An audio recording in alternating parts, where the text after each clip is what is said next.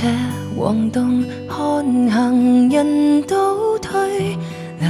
連在少年時的歌裏，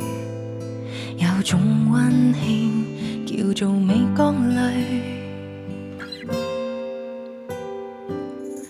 當上班耗盡時分秒，誰人又關心金曲少了？看老影片不多會笑，人從來穿衣多少對這一生不太重要，誰又逃得出這世態的風潮？許多店面快盡氣數了，到不了仍要奮鬥到深宵，似未擁有過的不敢退燒。你別停下，前面有盡幸福是美夢，也別疑惑，人大了便再不要衝動就留下，盼着夢想一個人亦要支撐，也未顧有傷疤。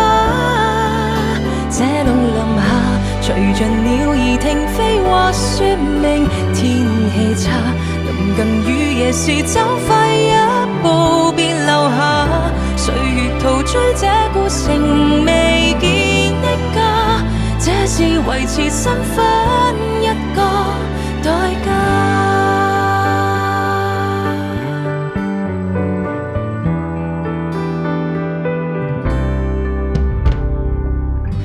當訴苦也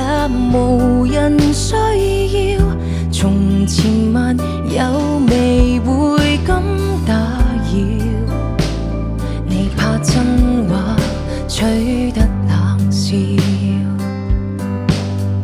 再不濟心境比起當初也應該進步了，無人能一生躲進這空屋了，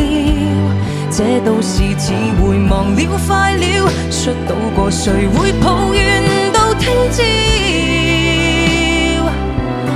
仲未經過黃昏怎麼破曉？你別停下，前面有盡幸福是美夢，也別疑惑，人大了便再不要衝動就留下，盼着夢想一個人亦要支撐，也未顧有傷疤。這棟林下，隨着鳥兒停飛或說明天氣差，臨近雨夜時走快一步別留下，